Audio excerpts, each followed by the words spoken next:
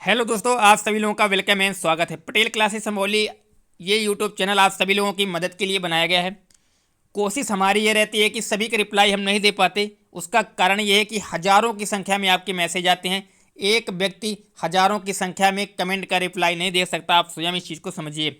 इसलिए वीडियो के माध्यम से आपको समझाने का प्रयास होता है। दूसरा सबसे बड़ा सवाल, जो थंबनेल आप लोग देख रहे हैं, ये थंबनेल में हमने बताया कि सभी को मिलेंगे कॉमन अंक। वो प्रश्न भी आपको दिखाएंगे कि किस प्रश्न में सभी को कॉमन अंक मिलेंगे। लेकिन जो साथी अभी तक हमारे पास प्रश्न भेज रहे हैं, हम उसकी तरफ से आप लोगों तक पहुंचाने का प्रयास कर रहे हैं। लेकिन आज आपको हम प्रश्न दिखाएंगे कि एक प्रश्न के दो दो उत्तर सीटेट ने दिए हैं, उसका प्रूफ भी दिखाएंगे। क्योंकि क्या हुआ है, इस बार हुआ ये है कि सीटेट काफ़ी ज़्यादा आंसर की में गलतियां हैं। अगर आपके 2 3 4 अंक तक कम हैं तो भी आप सीटेट की परीक्षा में अपने आप को क्वालिफाई मान के चलिए, जब तक कि रिवाइज आंसर की नहीं आती है।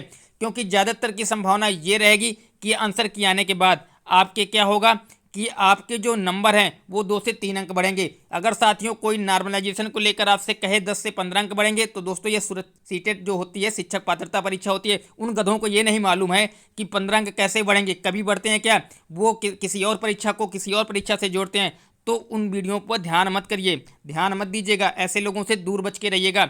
और आपको बताने वाले हैं कि आपको कि सीटेट की परीक्षा में किन प्रश्नों पर सभी को कॉमन अंक मिलने वाले हैं।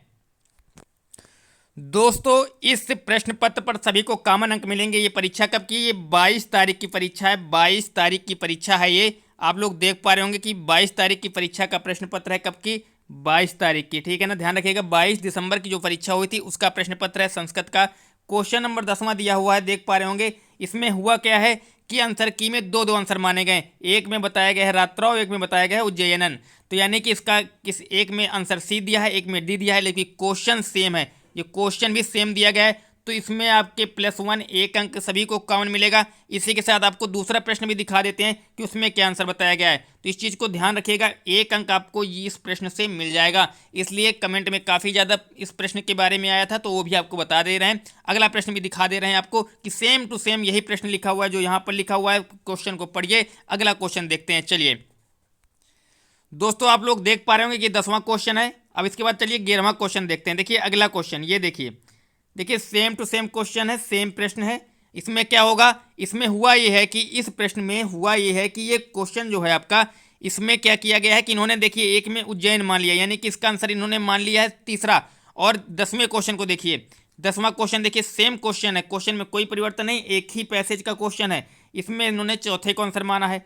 अगर हम अगले की क्वेश्चन की बात करें, जो कि अगला क्वेश्चन है, तो इन्होंने इसमें तीसरे को आंसर माना है। तो दोस्तों समस्या ये इस बात को लेकर है कि क्या इसमें कॉमन अंक मिलेंगे। तो दोस्तों इसमें सभी को 2 अंक मिलने वाले हैं, 2 अंक सभी को मिलेंगे। इसका या तो आपने तीसरा विकल्प लगाया है या तो चौथा, जो भी विकल्प लगाया है, दोनों के अंक सभी को कॉमन मिलेंगे इस प्रश्न के, क्योंकि इसमें सीटेट ने आंसर की में गलत दे रखा है।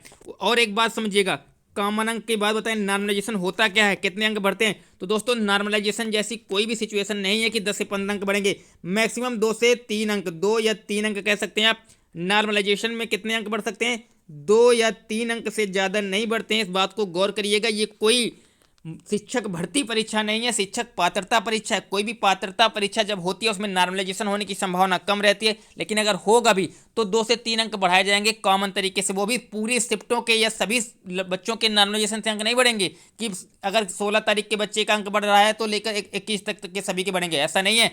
जिन शिफ्टों में ये देखा जाएगा कि इन शिफ्टों के बच्चों क्या हुआ है कि अगली दूसरी शिफ्टों के बच्चों से कम अंक अर्जित किए हैं, तो उनके अंक बढ़ते हैं। ऐसा नहीं कि सबके एक समान सभी को 10-10 अंक बढ़ा दें, 5-5 अंक बढ़ा दें, ऐसा नहीं होता। ऐसा होगा तो सीटेट में कोई फेल ही नहीं होगा। सभी के सभी बच्चे 100 में 100% अंक लेकर आएंगे। जिसके 75 होगा उसका भी 10 अंक बढ़ जाएगा, तो भी सीधे 85 अंक लेगा। तो ऐसा थोड़ी ना होता है। ऐसा अगर कोई बता रहा है तो उसको जाके सीधे रिपोर्ट करिए आप, और उसको जाके सीधे सीधे शब्दों में उस चैनल को डिसलाइक और ज़्यादा से ज़्यादा इस चैनल पे जाकर आप लोग शेयर कीजिए कि बिल्कुल, क्योंकि कुछ चैनल ऐसे हैं जिनको सीटेट ने ना तो कभी सीटेट की परीक्षा उन्होंने दी है, ना वो सीटेट के बारे में जानते हैं, ना उनका शिक्षक भर्ती से दूर दूर से लेना देना है, फिर भी वो गलत अफवाह गलत तरीके से आपको जानकारी देते हैं। हम लोग क्वालिफाइड हैं सीटेट का, हमने यूपी टेट की परीक्षाएं दी हैं, सीटेट की परीक्षाएं कई बार दी हैं हम लोगों ने, और सुपर टेट की भी परीक्षाओं में सम्मिलित हैं, बच्चे उनको पढ़ाते भी हैं। तो इन सारी चीज़ों को देखकर हम उस चीज़ के बारे में आपको बता सकते हैं, इसलिए बताते हैं। कुछ ऐसे चैनल हैं नए नए, उनसे बच के रहिएगा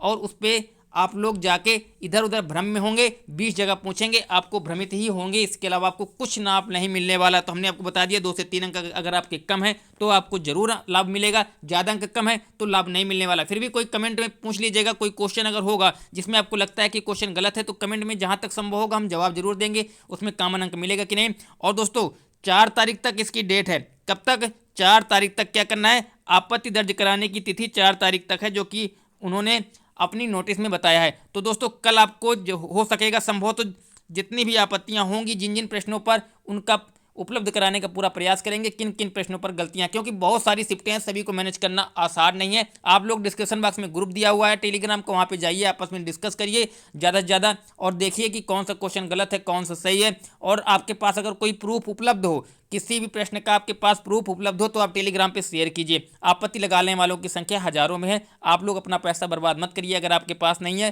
क्योंकि इस पैसे 1000 रुपये प्रति प्रश्न लग रहा है, तो सभी के पास संभव नहीं कि वो आपत्ति दर्ज कराए, फॉर्म की फीस भी दे, उसके बाद वो आपत्ति भी लगाए, यानी यही सब करता रहे तो वो क्या करेगा, यानी पात्रता परीक्षा के लिए भी वो इतना पैसा बर्बाद करे तो सीटेट कर क्या रहा है। इसके लिए आप लोग परेशान न होइए, पूरा प्रयास हम जितना हम लोगों से होगा पूरा प्रयास आप लोगों के लिए करेंगे। चलिए दोस्तों, इस वीडियो में यहीं तक। नई जानकारी अगर आपको पसंद आई हो, जो चीज़ आपको बताएं अगर जेन्युइन लगी हो तो चैनल को सब्सक्राइब करिएगा, लाइक कीजिएगा और शेयर करना ना भूलिएगा। तब तक के लिए जय हिंद, वंदे मातरम, खुश रहिए, मस्त रहिए, मुस्कुराते रहिए, bye bye, take care, good night सभी को।